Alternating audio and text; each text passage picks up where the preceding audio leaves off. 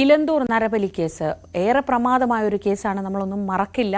കേരളത്തിന്റെ ചരിത്രത്തിൽ തന്നെ അങ്ങനൊരു ഒരു കുറ്റകൃത്യം നമ്മൾ കേട്ട് പരിചയമുണ്ടായിരുന്നില്ല. ഈ നരബലി കേസിൽ പ്രതികളുടെ വിടുതൽ ഹർജിയിൽ ഇന്ന് വിധി പറയും. പ്രതികളായ മുഹമ്മദ് ഷാഫി, ഭഗവൽ സിംഗ്, ലൈല എന്നിവരാണ് എറണാകുളം അഡീഷണൽ സെഷൻസ് കോടതിയെ സമീപിച്ചിട്ടുള്ളത്.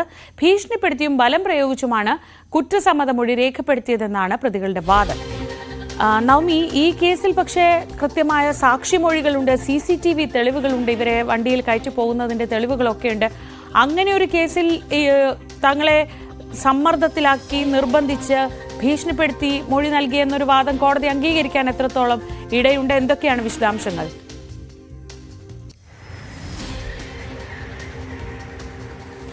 ശ്രീജ, കഴിഞ്ഞ തവണ ഇതിനൊരു വിശദമായ വാദം നടന്നിരുന്നു. ഈ ഹർജിയുമായി ബന്ധപ്പെട്ട ഈ 3 പ്രതികളും വിടുതൽ ഹർജി നൽകണമെന്നാണ് അഡീഷണൽ സെഷൻസ് കോടതിയോട് ആവശ്യപ്പെട്ടിരുന്നത്.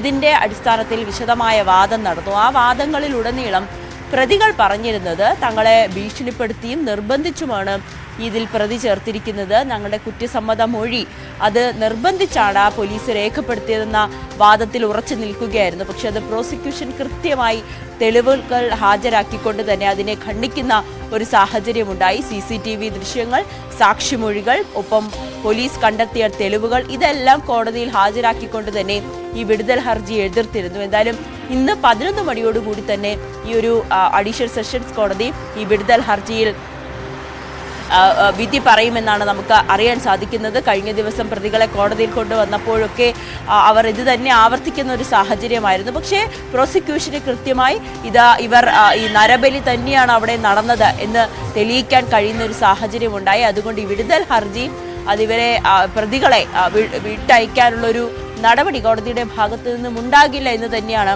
പ്രതീക്ഷിക്കുന്നത്. ശ്രീജ, നവമിയാണ് വിവരങ്ങൾ നൽകിയത്.